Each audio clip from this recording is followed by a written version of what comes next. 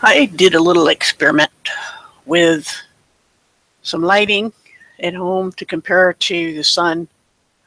Let me turn off the volume on the watch page. And hopefully this won't buffer, it shouldn't. Anyway, so the top two pictures are from the eclipse, obviously. And the first one is earlier in the day, I was shooting pictures of the sun every hour. And I put all these images in GIMP with a setting called Retinex, just to see what it would do. I was trying to get different ways of looking at the light around the sun. And the top two are the real sun. The first one, of course, is no eclipse at all, just the sun as it is. The second one on the right top is when it was at full eclipse where I was, which is about 90%, so we have a crescent.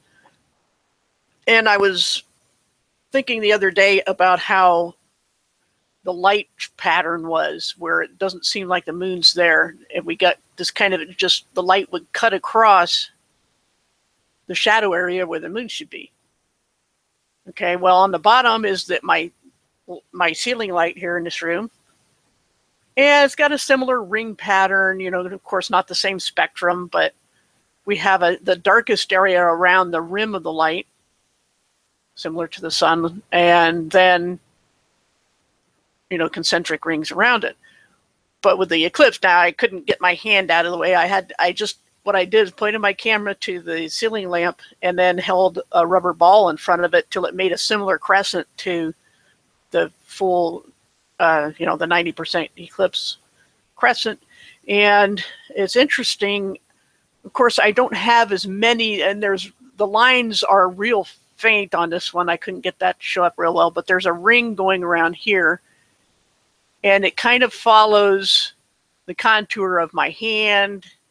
The only cutting across where the ball was is in here, but it's arced in, matching the crescent, whereas on the sun it's arced out. Now, of course, I've got two different layers here of this arcing in that I think it's because the ball wasn't right next to the light. I would have to make something the same size as the light, maybe cut out some thick cardboard or something and hold it right on it or very close to it to do the best simulation. And this was just a quick idea. And at any rate, everything, you can see the ball for one thing. Now, granted I had ambient light. So what I would have to do of course, even with the eclipse, there was ambient light because it wasn't total here. So at any rate, this ball shows up easily, and it's got a highlight on the surface. This inner one is the actual ball because that's where my fingers are. This one is a shadow from the ball to the lamp, I think. I'm not sure what's going on there, but got to be the distance. But anyway, this is arcing the opposite way that the sun, being supposedly blocked by the moon, was. So I don't know quite what to think about that. I'll just leave this up for a little bit, see if anybody has any ideas. But anyway, person in the chat. I don't know either, you know, maybe you dissed Christianity or me personally. I don't remember. It's been a long time. But with a name like Flat Earth is a cult, I'm pretty sure, you know, you're going to have to give me a reason to unblock you. You know, that sort of thing doesn't exactly extend an olive branch, if you know what I mean. So anyway, yeah, there's a lot of people who have blocked me that I never did anything to either. So there you go. I mean, there's people all over the internet who attacked me without reason and did hit pieces on me. I'm not saying you're one of those, but it happens, and I'm willing to reconsider if, like I said, I don't even remember what happened. It's been so long, but as far as blocking goes, like I said, with a name like that, I'm probably not inclined to unblock. You know what I'm saying? So if you were Flat Earth Vancouver, apparently you're not Flat Earth anymore. I don't know. At any rate, if you want to be unblocked, you'll have to, give me a reason besides I didn't do any, you didn't do anything to me, because there must have been a reason. I don't remember.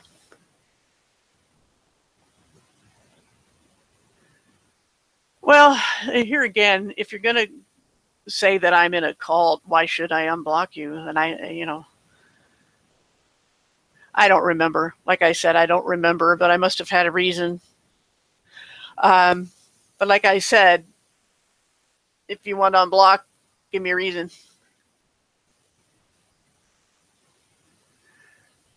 YouTube troll is not allowed, but Flat Earth Dakota. Well, I haven't blocked you yet because you just showed up. I mean, you could be anybody as far as I know, but if Flat Earth Vancouver is blocked, must have been a reason. Like I said, I haven't blocked this new name yet. Why? How could I have? I never heard of it before. Anyway,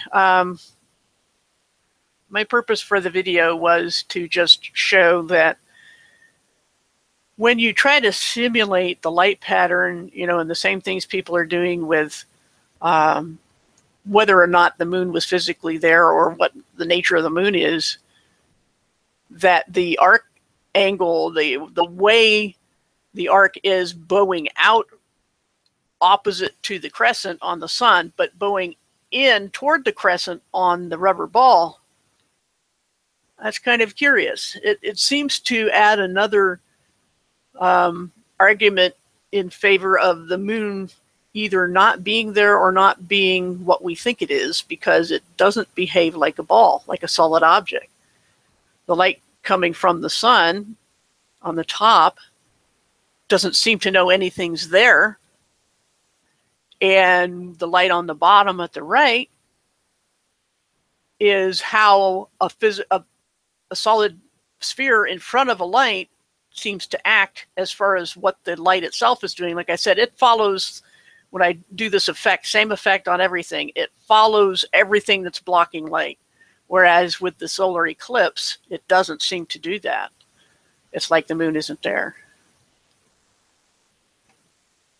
So why raise more questions? That's what research is you're never satisfied with a just so answer. You have to keep hammering on it until you've eliminated other possibilities.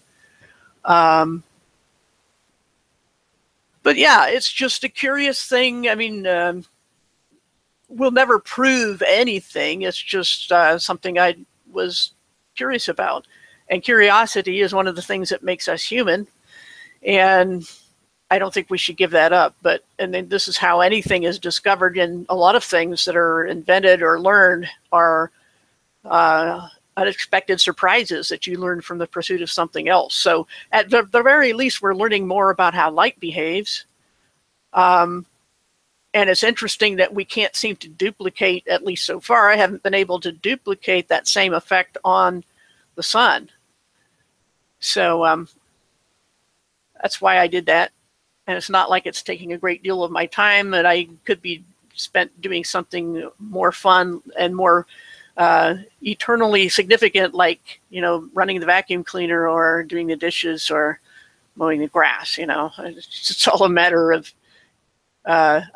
things that are important. I think discovering the world is important, but yeah, there's always a good reason for it, or I probably wouldn't do it. So yeah, let me talk to the chat a little bit here. You had 65, 67% watched all bear-eyed. Yeah, I'm coming to that conclusion that the moon doesn't seem to be solid. Yet, in every possible way I look at it with my telescope or anything, To see features on the moon means that there's shadows. I mean, I can't deny there are shadows on the craters, whatever I don't think that they're impact craters at all. I think it's some kind of electrical arcing that could have happened when the flood happened. All sorts of weird things happened then. Pre-flood, we don't know what the moon was like, and we're still all a lot of us on a pursuit of finding any kind of description or drawing of the moon in ancient times that had some kind of features on the moon, some kind of topography. So, because that's an interesting question, how far back we can learn whether the moon was always like this. Now, the other day, let me share a different picture. Yeah, electrical dimensional. A lot of people think that it is a matter of dimension because it's like I said, if the sun appeared to just be missing parts of itself, it's like it dipped into a void or nothingness or portal or whatever you want to call it. And yet it wasn't the same for everybody. It depended, there's people outside of the complete path of any smidgen of an eclipse that saw the whole sun. So it isn't as though the sun went into a portal because everyone would have the same eclipse at the same time. But it's a localized event and an event that moved, and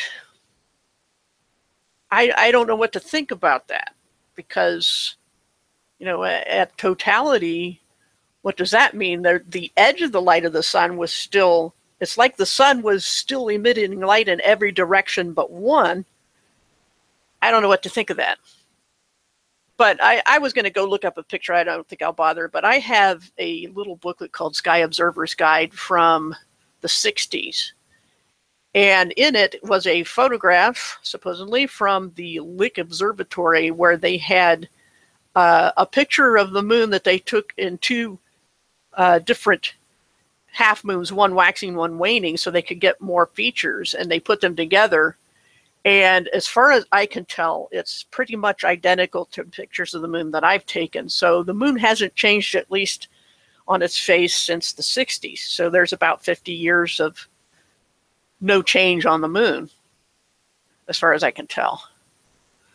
But as far as stars through the shadow part, some of us are trying to duplicate that. We've seen other pictures online where we've got our P900s. We're trying to duplicate the same, find whether there's supposed to be a certain star in that spot in the sky that should be obscured by the moon, and see if we can see it. I haven't been able to duplicate that yet.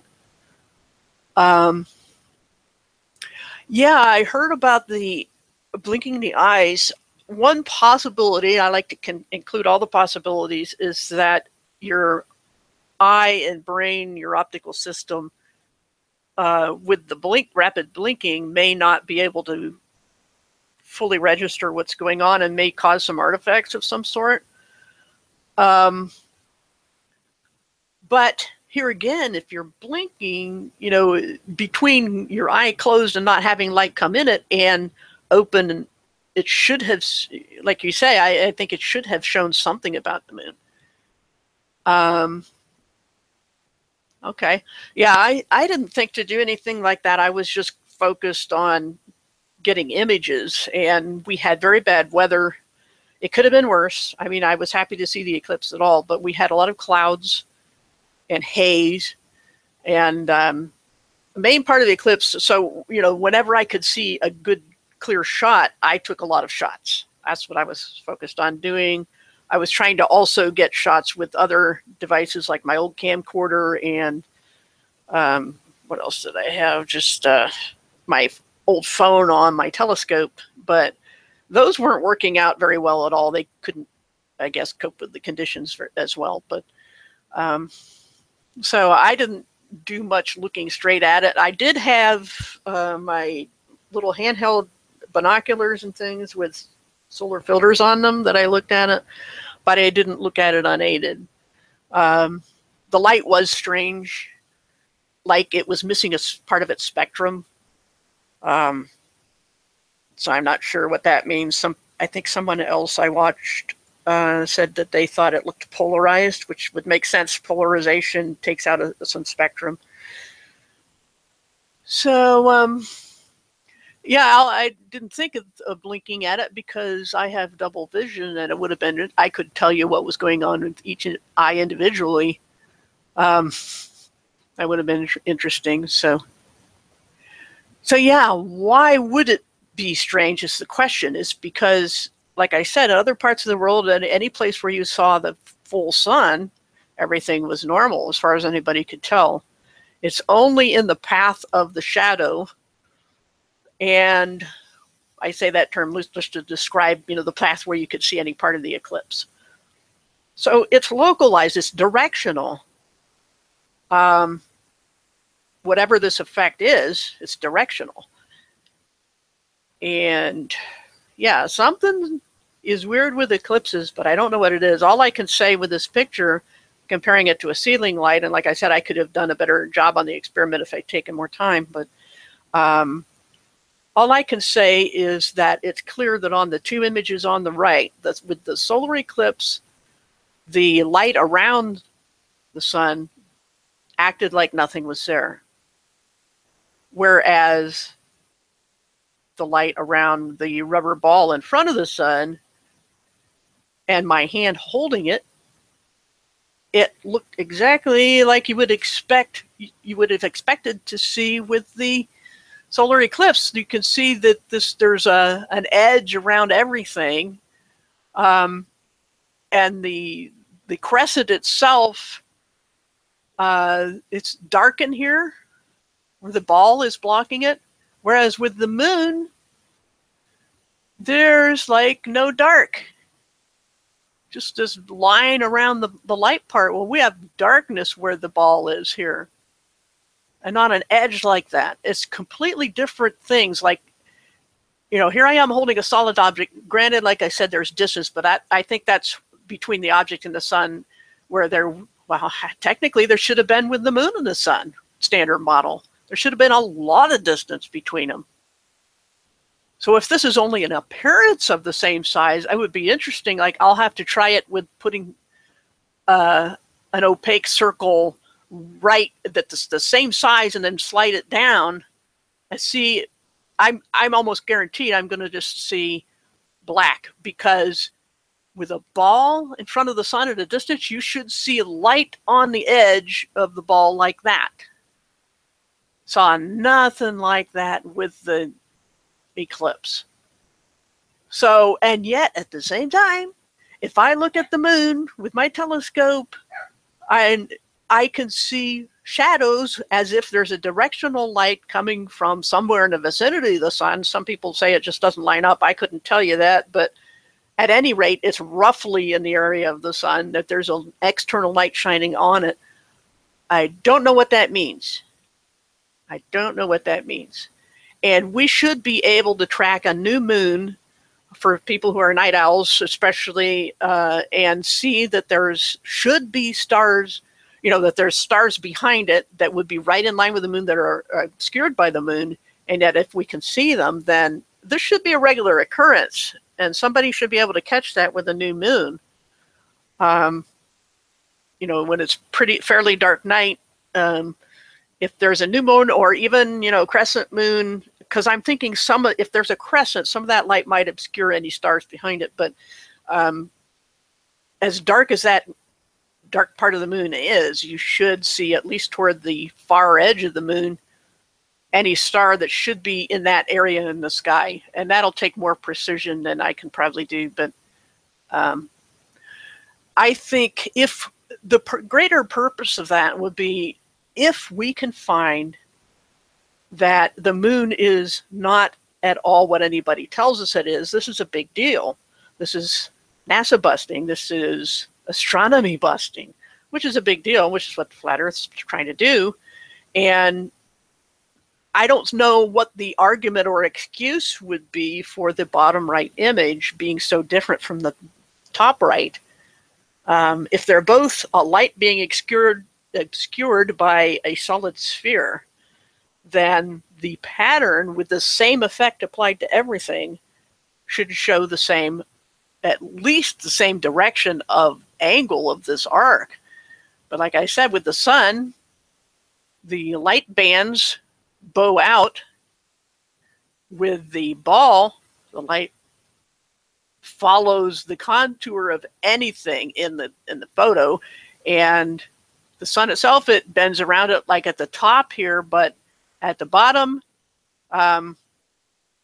we're just seeing the arc bend in to follow the crescent shape, and nothing acts like this. You know, as much brighter as this is, and it's going to be hard to have a dark room because this is the only light in my room, and it had this much light around it. But the thing obscuring it was obviously, actually that wouldn't be the physical ball itself, that would be the shadow of the ball, but I've got this going on with the ball. So yeah, I need to do a better experiment, but it needs to be a ball. I can't just have a flat piece of cardboard. I have to have a ball the same size as the light. So that would be something to do. But at any rate, this can't be explained by a solid ball in front of it. I don't think it can, and I don't know what excuse someone who believes in the standard model would give for that.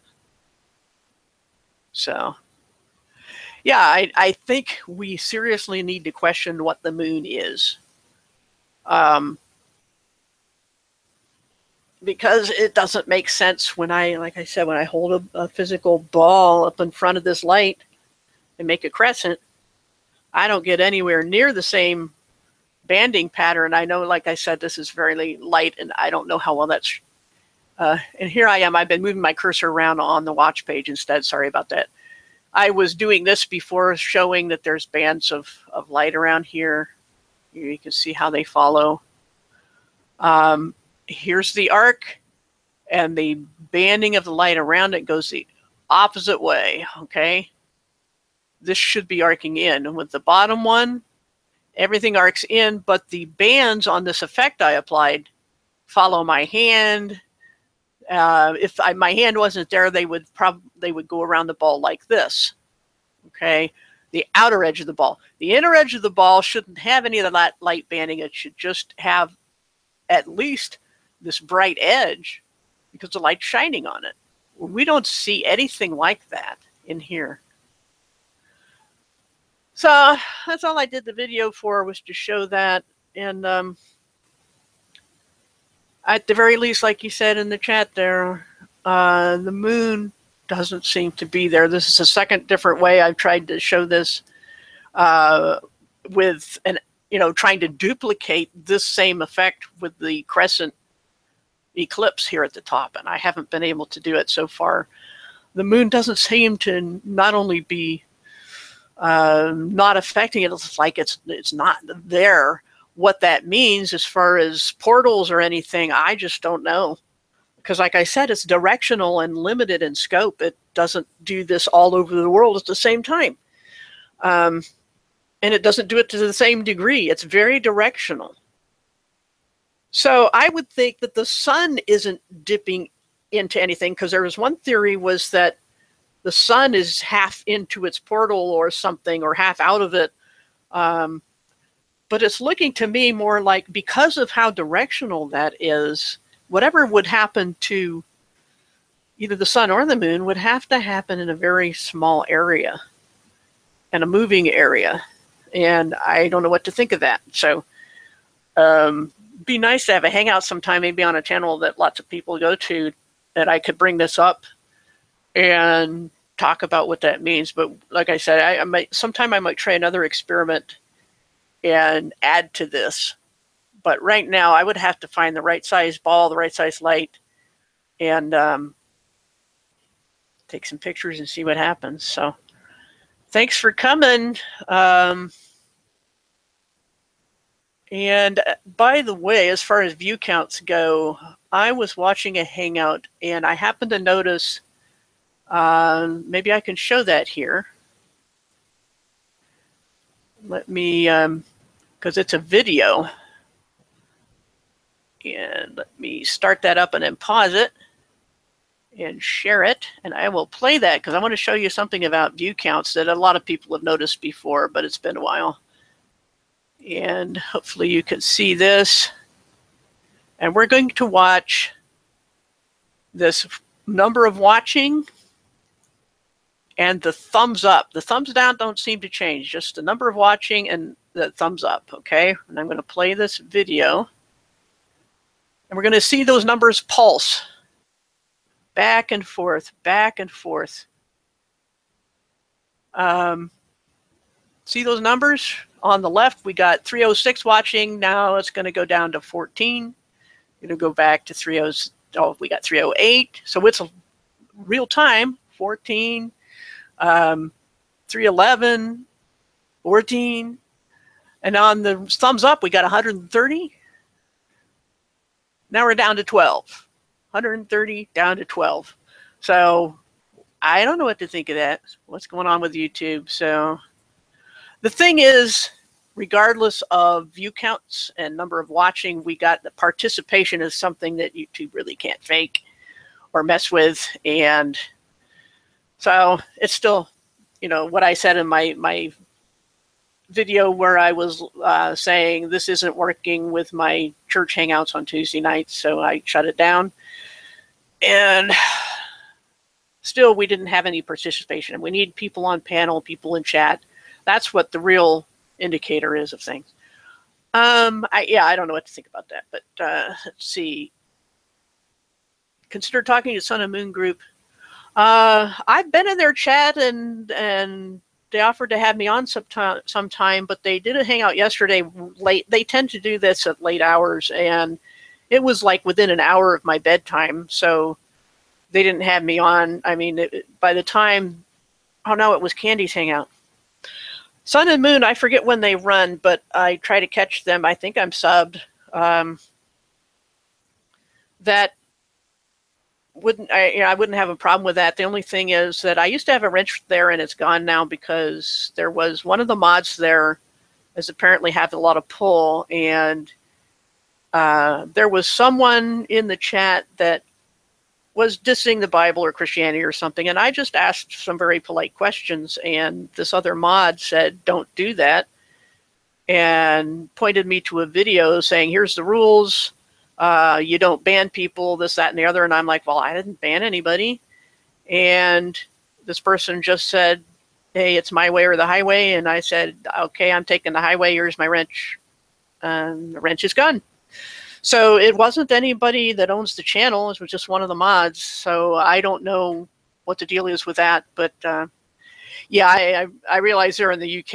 And so it depends on what time of day they run, whether I can even watch the show live, so that's an issue. But I'd be happy to present it. I can't post links in their chat because I don't have a wrench, but anyway, yeah, I'd be happy to get on some other panel and do that. But either and I've mentioned the stuff I've been doing to various different channels, but they don't seem too interested, or they can't contact me for some reason. I don't know. I've got it, open channel. I mean, people can direct message me or whatever they want to do. I should be fairly easy to find.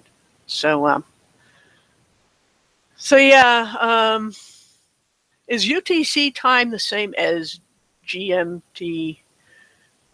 I don't know if there's a difference because I'm -5 half the year and -4 half the year. This being daylight savings time, aka summertime. I'm -4 from GMT right now. I don't know if that's the same as UTC.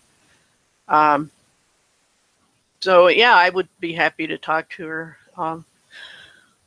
I don't know what I think about their. I think it's some kind of Pac-Man model that they've been presenting. Okay, currently at UTC +1 is what? Is that the same as what? GMT? What are you saying? Oh, you're saying that GMT is, I'll look it up. Don't worry about it. I'll look it up. Right now where I am, it's 12:30 p.m. So, and I've got to go right now. We're going to be doing lunch here. So at any rate, if you can contact anybody, let them know. Okay, GMT. Okay, cool. So yeah, like I said, it's 12:30 p.m. here. Anyway, I got to go. I asked about the biker. Is that my new avatar is just it's somebody set up their little doggy with the biker outfit, and that's a motorcycle that the doggy is leaning on. I don't know who that is or anything. I just thought it made it the point that I'm being sarcastic or something like that when I say bad Christian, because I'm not really. It's just that other people think think I am. So it's kind of a spoof of that idea. Anyway, I like it. It's a cute avatar. So I got to go. So yeah, I'd be happy to get on somebody else's hangout. Maybe later this afternoon I could here, a few hours. But like I said, in the meantime, I'm going to try to do another experiment. So thanks for coming, you guys. And I am looking for what I need to do next on a regular basis as far as either the Christian stuff or science stuff. I'm happy in both worlds. So yeah, well, this is kind of choosing that name and the avatar is kind of a way of disarming those few who you try to use that as, you're the reason that I don't want to be a Christian. I'm like, okay, fine. I'm never good enough, but that's too bad for them. And I'm not going to have those people telling me what a good Christian is, since they're not Christians at all. That's not their business. Anyway, what are they going to say next time? Are they going to call me a bad Christian? I mean, how can they now? I was like, okay, well, tell me something I don't know. It's a way of dismissing them. So I have my reasons, but yeah, I don't know. Anyway, I'm happy to talk to people anytime. It's just when I run Hangouts, I would be happier if there was other people on the panel, and I don't know who to invite anymore. But anyway, I'd be happier on somebody else's channel. That way I can come and go as I need to get a break and all that. So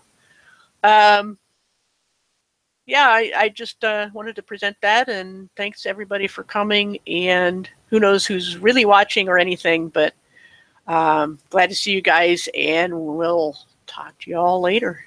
I know that there's another channel that runs about in a few hours, and so anyway, we'll see you guys later.